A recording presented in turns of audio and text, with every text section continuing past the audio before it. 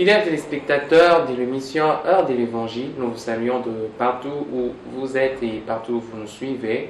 Nous sommes encore dans notre belle émission Heure de l'Évangile, où nous avons l'habitude de recevoir pour vous un serviteur, un homme de Dieu très bien. Avant de le recevoir, j'aimerais nous mettre encore dans le bain de la fois passée où nous avons parlé de la foi, et aujourd'hui nous allons encore continuer avec un thème plus alléchant. Mais avant de découvrir encore ce thème, bonjour chers serviteurs de Dieu. Bonjour homme de Dieu, Pascal, et bonjour aux nombreux téléspectateurs et téléspectatrices qui ne cessent de jeter leur dévolu sur ce programme, l'heure de l'Évangile, qui passe sur Mwangaza Télévision. Vous allez très bien? Oui, ça va par la grâce de Dieu. Ça va par la grâce de Dieu. Nous sommes tellement ravis de vous avoir sur ce plateau. Alors aujourd'hui, nous allons essayer de nous entretenir sur la foi et ses œuvres, pratiquement tirées dans le texte de Jacques, le 2e chapitre et son 26e verset, où la Bible est en train de nous dire, d'ailleurs, il serait mieux qu'on lise, la Bible est en train de nous dire: comme le corps sans esprit est mort, de même la foi sans les œuvres est morte. L'apôtre Jacques est en train de comparer les œuvres comme étant l'esprit de la foi. Sans les œuvres, la foi est morte. Et comment nous allons alors essayer de voir ces choses, parce que nous avons l'impression que l'Église d'aujourd'hui a oublié ces choses. Elle a oublié les œuvres, elle est restée dans cette foi imaginaire, dans cette foi expérimentale, mais pas palpable. Qu'est-ce qui est à la base parce que la fois passée, on a parlé de cette foi qui est agissante, mais aujourd'hui, il faudrait qu'on monte un peu des niveaux et vivre les choses palpées. Qu'est-ce qui est à la base de ces choses qui manquent encore à l'Église aujourd'hui? Alors, merci de la question. Aujourd'hui, je pense que nous sommes en train de commettre une erreur par rapport à la définition même de la foi. La foi n'est pas une attente par rapport aux choses que Dieu a promises. Mais la foi, c'est exactement agir en fonction des promesses de Dieu. Quand nous lisons la Bible, on voit que les personnes énumérées dans Hébreux 11, qui est le chapitre du livre, ou l'un des chapitres du livre, qui nous montre exactement la liste des personnes qu'on appelle notamment les héros de la foi. C'est vrai que la liste est très exhaustive, et l'auteur lui-même de l'Épître aux Hébreux dit que le temps me manquerait de parler d'un certain nombre de personnes. Mais quand on énumère ces personnes, on voit que toutes les mentions ne reposaient pas sur des individus qui sont restés assis quand ils ont reçu les promesses de Dieu par la foi. On voit que ce sont des personnes qui se sont mises en mouvement. Pourquoi? Parce que Dieu leur a fait des promesses, et par rapport à la foi, elles se sont mises à agir et non à s'asseoir. Cela semble être différent avec aujourd'hui.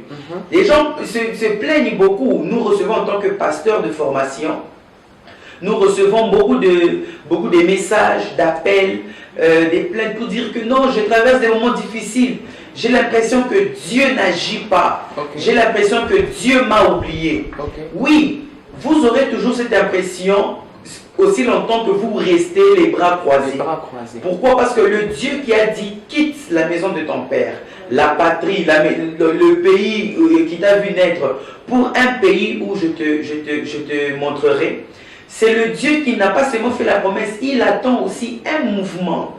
Voilà pourquoi le même Dieu qui fait la promesse, il demande aussi que nous soyons intègres devant sa face. Donc je crois que c'est dans cet état d'esprit que Jacques est en train de nous dire que de même que le corps est inutile sans esprit, de même aussi une foi sans œuvre, c'est une foi morte. Donc nous comprenons que même quand nous recevons les promesses de Dieu, il y a aussi une part que l'homme doit fournir. Exactement. J'ai donné, la semaine passée où je prêchais quelque part, j'ai donné cet exemple. Dieu, par exemple, mon frère qui est dans les célibats, tu aspires au mariage. Tu te mets à prier pour dire: Seigneur, je cherche le mariage, je veux me marier. J'ai besoin d'une bonne épouse, une bonne femme, regarde ma vie par rapport à ça, par rapport à ça, par rapport à ça. J'ai besoin d'une aide semblable, comme l'Écriture le dit. Dieu, par sa grâce bien sûr, il te révèle une femme.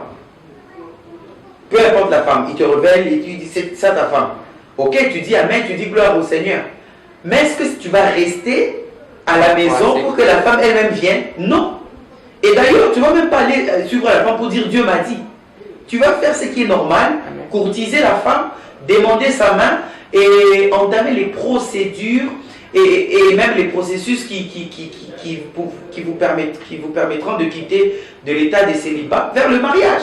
Okay. Donc, Dieu t'a montré, la foi, c'est le carburant qui te permettra d'entamer un mouvement, d'aller vers la femme, lui demander la main et supporter toutes les caprices, parce que voilà, les sœurs c'est toujours comme ça, supporter tous les caprices qu'elle aura à te soumettre, jusqu'à ce que tu obtiennes, les résultats palpables. C'est ça la foi. Amen. Amen. Mais il y a des personnes qui ont remplacé, je ne sais pas si on sera d'accord, il y a des personnes qui ont remplacé ces œuvres par la prière. Notamment, Dieu a parlé, mais la personne se borne seulement à la prière, les jeûnes, et ils s'enferment. Est-ce que la prière peut remplacer aussi certaines œuvres de la foi? Non. Non et non et non. La prière, c'est une branche à part entière. Okay. La foi, c'est aussi une branche à part entière. Les œuvres constituent aussi une branche à part entière. Je vais vous illustrer une chose. En tant que prophète de ministère, vous allez voir que il y a beaucoup de choses que Dieu peut promettre à une nation, mais en ne respectant qu'une certaine branche, ces promesses peuvent rester inachevées. Okay. Par exemple, notre République démocratique du Congo est l'un des pays prophétiques et l'un des pays qui a reçu beaucoup de promesses. Amen. Et nous sommes dans en un temps où réellement ces promesses on doit les vivre. Mais comment? Nous circulons, on va à la montagne, on va au Django prier. On voit il y a beaucoup de gens qui prient beaucoup de gens qui prient à ce milieu-là. Okay. C'est bon, mais ce n'est pas suffisant. Pourquoi? Parce que nous sommes au moment où non seulement il faut prier, mais il faut aussi avoir une bonne attitude par rapport au pays, par rapport aux autorités établies, par rapport à la Constitution, par rapport aux choses qui sont, par rapport aux autorités que nous avons, les autorités au niveau national et au niveau provincial et même urbain. Vous voyez un peu? Donc, à la place de prier, il faut aussi cultiver peut-être l'amour entre nous pour se supporter mutuellement en tant que Congolais, peu importe les tribus que nous avons. Il y a 400 et quelques tribus que nous avons et 500 et quelques dialectes. Ça, c'est encore dur, savoir se supporter. Voilà. Et ça, là, ça fait partie des éléments de la foi. Donc, tu peux prier, Seigneur, au nom de Jésus. Je marche sur, oui. Mais au-delà de prier entre les quatre murs ou sur la montagne, dans les déserts, quand tu vas descendre, il y a des réalités qui t'attendent. Par rapport à ces réalités, il faut se comporter proportionnellement pour dire, peu importe ce qui se passe, les choses vont tenir. Ça aussi, ce sont les œuvres de la foi. Donc, la prière n'est pas une fuite de responsabilité. Non. La prière, c'est un renforcement des capacités pour exactement tenir tête ou faire face aux responsabilités qui nous attendent par rapport à la foi. Qui nous attendent. Amen. Que Dieu nous bénisse encore abondamment dans cette émission parce que il est le seul qui est en train de nous enrichir encore. Vous qui nous prenez, diffusion en cours, nous sommes dans notre émission. Aujourd'hui, nous parlons encore de la foi et les œuvres. Il est très important que votre foi soit accompagnée par des œuvres parce que si seulement votre foi n'est pas accompagnée par des œuvres, c'est une foi morte. Et chers visionnaires, chers prophètes, notre nation, j'aimerais qu'on discute un peu et qu'on conscientise encore ces personnes qui sont en train de nous suivre. Quelles sont, s'il y en a des catégories, quelles sont ces choses qui peuvent être palpables pour notre pays surtout? Ces œuvres qu'il faudrait qu'on cultive pour notre nation afin que, comme vous avez dit, que notre État est prophétique. Quelles sont ces œuvres qu'il faudrait qu'on cultive afin que cette foi soit productive? Premièrement, croire que ce pays est une solution ou un élément de bénédiction pour tous les Congolais et pour toutes les nations. Premièrement, il faut croire. Au-delà de tout ce qui se passe, il y a des bonnes choses qui viennent de la part de Dieu. Ok. Donc, au-delà de tout ce qu'on entend sur les réseaux sociaux, au-delà de toutes les nouvelles, il faut croire que cette nation est une grande bénédiction pour Dieu, pour nous les Congolais et pour tout le monde. Ok. Deuxièmement, il faut croire que toutes les autorités que Dieu nous a déjà données jusqu'à présent, ce sont des personnes qui sont venues du cœur et de la pensée de Dieu pour exécuter la volonté de Dieu par rapport à cette nation. Depuis l'époque ou encore, depuis Kasavubu jusqu'à Tshisekedi, il faut réaliser que c'est le plan de Dieu qui est toujours en exécution pour nous faire arriver à la saison de l'accomplissement. Troisièmement, tous les parents doivent réunir les enfants et prier pour la nation. Et proclamer des bonnes choses. Dire que ce pays est un pays de bénédiction et non de malédiction. Dire que la nation congolaise est une nation sainte et non une nation impure. Dire que la justice et la vérité régneront dans cette nation au-delà de tout ce qu'on voit. Et non cette mentalité de dire que non, pour être épanoui, il faut que les enfants quittent le pays pour aller étudier ailleurs. Pour aller... Non! Il faudrait que cette éducation soit réparée. Donc il y a beaucoup d'éléments. Il y a plusieurs éléments, notamment ces éléments que je viens de citer, qui sont des éléments de base. Paul est en train de dire que je voudrais que l'on prie. En tout lieu, que l'on fasse parvenir à Dieu des prières. Mais d'abord, prier pour ceux qui sont élevés en dignité. Donc je crois que les parents, les chrétiens, même les pasteurs, je plains certains hommes de Dieu qui, du haut de la chair, ils transpirent, ils prêchent, ils font des oracles, mais dans leur maison, ou entre eux, ils parlent du mal contre le pays. Ça, c'est faire c'est vouloir une chose et son contraire. En tant qu'en moins, on est apolitique. Amen. Donc, malgré tout ce qui se passe, nous, notre politique, c'est la cité éternelle. Donc, c'est en fonction de ça que nous sommes en train de prêcher. C'est en fonction de ça que nous croyons que tout peut changer du jour au lendemain. La Bible dit que les cœurs des rois sont dans les mains de l'Éternel comme des fleuves. Donc Dieu peut les utiliser comme il le veut. Amen. Donc ce sont ces éléments, il y en a plusieurs, mais ce sont ces éléments que je suppose être des éléments basiques qui peuvent faire à ce que la foi devienne agissante dans notre nation, dans l'église du Congo. Pour tout dire, il faudrait résumer cela aussi donc en amour. L'amour de ce pays, parce que il faudrait aussi revoir notre langage. Oui. Le Congolais est prêt à vendre son pays, vous savez. Il est prêt à vendre son pays même pour 100 millions de dollars. Amen. C'est une mentalité qu'il faudrait refaire. Oui. On n'est pas tellement dans une émission, ça c'est quelque chose qu'il faudrait dire aux téléspectateurs. Même si on est dans une émission chrétienne, mais ces choses sont importantes aussi pour l'Église et pour les chrétiens. Mais revenons encore au texte qui nous régit. Quand je reviens dans Jacques, le 14e verset me dit, « Mes frères, que sert-il à quelqu'un de dire qu'il a la foi s'il n'a pas les œuvres? Cette foi peut-elle le sauver ?» J'aimerais que nous puissions enlever encore certaines illusions. Certaines personnes croient qu'ils pourront avoir le salut seulement par la foi et sans les œuvres, sans posséder ces choses. Le salut est-il conditionné absolument par les œuvres? La Bible dit que nous sommes sauvés par la grâce. Et c'est au moins de la foi. Donc la foi, elle a des œuvres.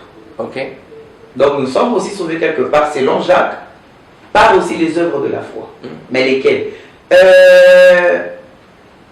À l'époque de Martin Luther, c'est religieux qui a eu à apporter le protestantisme, comme on le connaît dans l'histoire de l'Église. Martin Luther était fatigué de la vente d'indulgence que l'Église catholique romaine était en train de faire, et nous connaissons toute l'histoire, nous ne sommes pas là. Mais à un moment donné, Martin Luther a eu des lacunes en interprétant l'épître de Jacques. Lui-même, il dit dans ce sermon que c'est une épître de paille. Pourquoi? Parce qu'il dit que non, nous ne sommes pas sauvés par les œuvres, nous sommes sauvés par la foi. Et c'est plutôt, nous sommes sauvés par la grâce, mais au moyen de la foi. Mais il avait mal compris. Parce que ici, Jacques ne nous dit pas qu'il faut, les œuvres dont il parle, ce n'est pas comme on faisait, non, il faut donner beaucoup d'argent pour être sauvé. Il faut construire au pasteur la maison pour être sauvé. Non, c'est pas ça. Le salut, c'est la grâce. Mais de quelles œuvres Jacques est en train de dire? Quand vous continuez, Jacques est en train d'illustrer un bon nombre des éléments, des œuvres dont il parle. Notamment, je vais illustrer, je vais prendre un exemple. Tu ne peux pas dire que tu crois en Jésus-Christ, de la bouche seulement, mais tu n'obéis pas à sa parole. Ça fait partie des œuvres de la foi. Ça ressemble à ce que Jean-Baptiste est en train de faire quand il prêche aux Sadducéens, aux pharisiens, aux publicains. Il leur dit: produisez donc les fruits dignes de la repentance. C'est-à-dire que je me suis repenti, c'est-à-dire je me suis converti, je me suis détourné de la mauvaise voie, je suis la voie de la justice. Oui, je l'ai confessé. Mais pourquoi mon comportement, toute ma vie, ne suit pas ce que je déclare?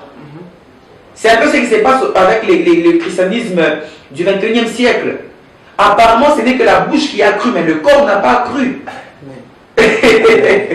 Apparemment, c'est seulement dans la journée du dimanche qu'on a déjà cru. Mais du lundi au samedi, on n'a pas cru. Parce que tout ce que nous faisons du lundi au samedi, ça ne ressemble pas à ce que nous faisons le dimanche.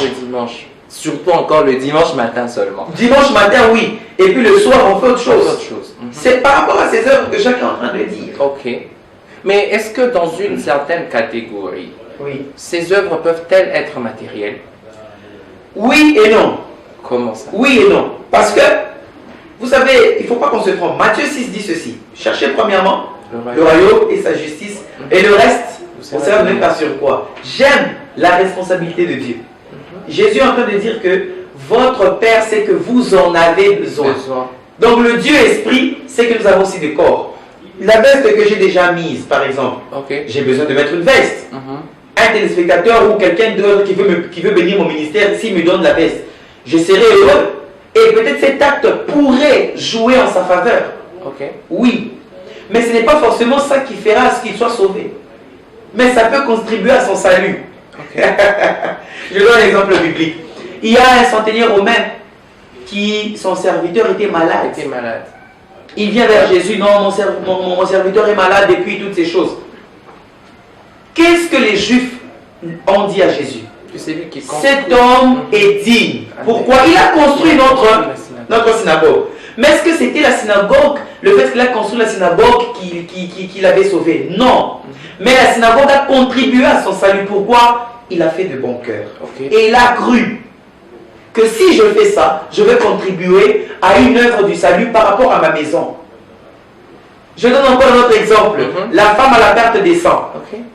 Elle a cru que si elle touchait le pan de la robe de Jésus, elle serait sauvée. Est-ce que c'était le toucher qui l'a sauvée? Oui et non. Mais ce qui l'a sauvé en premier lieu, c'était quoi? La foi de dire que si je fais ça au nom de Jésus, je serai sauvé. C'est un peu le grand problème avec les Congolais. Le Congolais, quand on dit les offrandes, quand on dit les dîmes, quand on dit les œuvres, on dit oh là, Aranguka. Alors ça, une cupidité. Non. Il commence à demander. Mais si tu fais les choses au nom de Jésus, tu seras sauvé. Tu obtiendras le salut dans telle ou telle autre chose. C'est très important encore ces choses, et il faudrait que nous amenions ensemble cette nation à être bénie. Oui. Parce que nous allons nous rendre encore compte que nous avons une partie de la foi. Comme j'ai dit au début, nous avons possédé une partie non démontrable de la foi, et celle qui est démontrable, on ne la possède pas aujourd'hui. On ne l'a pas. Et celle qui est démontrable, c'est celle qui... Il faut poser des actes, il faut agir. Et par rapport à notre état, nous avons reçu ces bons conseils de vous. Nous sommes tellement bénis aujourd'hui. Chers fidèles téléspectateurs, nous sommes tellement bénis dans cette émission. Vous qui nous prenez encore, nous sommes presque à la fin. Mais il y aura encore un mot de la fin pour nous bénir et nous aider encore à avancer avec certaines œuvres, parce que par rapport même aux œuvres matérielles, il y a certaines peurs qui sont en train d'être mises dans les cœurs des serviteurs, des enfants des dieux. Oh, quand tu fais ceci, ou toutes ces choses-là sont en train de faire peur. Mais est-ce qu'aujourd'hui, dans le monde spirituel, c'est réel ou ça se passe comme ça? Quand on pose une bonne œuvre avec un cœur, mais en retour, il paraît qu'on reçoit de mauvaises choses derrière. C'est un problème de foi. C'est un problème de foi. La Bible dit que si tu fais du bien à un méchant, c'est comme prendre la braise chaude et mettre sur sa tête. C'est vrai que le Saint-Esprit peut t'induire, peut te conduire pour dire attention, ne fais pas ça. Attention, ne donne pas là. Mais s'il ne te le dit pas, donne. Il ne faut pas être champion dans des suspicions. Il ne faut pas être champion en ça. Il faut être champion dans la foi. Je vais encore dire une chose. Ce que je viens de dire, je n'ai pas minimisé la force de la prière. Je n'ai pas minimisé, même si je n'ai pas mentionné, la force de la méditation, de la lecture de la Bible. Ce sont des choses très fortes et bénéficiaires pour notre foi, notre salut. Et la foi est autre chose qui peut même soutenir. Si quelqu'un prie sans la foi, il passe le temps en vain. Si quelqu'un lit la Bible sans la foi, il passe le temps en vain. Vaut mieux d'abord avoir la foi pour prier, avoir la foi pour lire la Bible. Imani, c'est quelque chose de très important. Quelque chose de très très important. Donc, même quand tu as la foi pour dire que j'aide cette personne, cet argent, n'y a comme ça y dire. Mais la personne sera sauvée. Pourquoi on a seulement peur des mauvais argent, mais on ne pense pas que le monde occulte, les sorciers peuvent aussi avoir peur de notre argent sanctifié, trempé dans le sang de Jésus. Oui. Pourquoi on pense que c'est nous qui devons être attaqués, mais nous on ne peut pas attaquer. La Bible dit ceci, tout pouvoir m'a été donné dans les ciels, sur la terre. Allez et faites de toutes les nations mes disciples. Une chose que j'aime avec les chrétiens nigérians, c'est qu'ils ont ce christianisme de conquête. Ils n'attendent pas seulement pour être conquis, mais eux font tout pour conquérir. Pour aller conquérir. Peuple congolais, nous devons aussi avoir cette foi. Nous devons conquérir tous les bâtiments commerciaux. Nous devons conquérir tous les secteurs de la société. Avec la foi. La foi en avant-garde, la prière suit pour soutenir cette foi, la Bible, la lecture de la Bible, la méditation suit pour soutenir cette foi. Moi, je suis de ceux qui croient que dans les jours à venir, tous les politiciens seront chrétiens. Amen. Ça, je le crois. Amen. Et je sais que ce n'est pas un avis seulement lié au sang. C'est un avis qui vient du conseil de Dieu et tous les hommes de Dieu le pensent avec moi. Amen. Moi, je crois de tout mon cœur que dans les jours à venir, on commencera à avoir des cultes nationaux. Amen. Où le président est là, tous les gouvernements, et on prie, et on sent que Dieu agit. Comme de la même manière que du temps de Élie, le prophète, le feu est descendu. Ces choses vont se passer ici au Congo. Et nous sommes en train de vivre ces choses. Donc tout ce qui se passe, ce n'est pas la main du diable. C'est la main de Dieu qui est en train de diriger les choses. Mais il faut la foi. Nous avons été bénis par l'homme de Dieu, Judy Kabonge, aujourd'hui, et nous continuerons encore prochainement à être constamment bénis. Peuple des dieux, soyez branchés sur notre chaîne de télévision, sur la RTM, et cette émission passe chaque dimanche vers 17h. Que Dieu nous bénisse et qu'il continue encore à protéger notre pays, notre province, que Dieu nous garde encore. Bye et à la prochaine.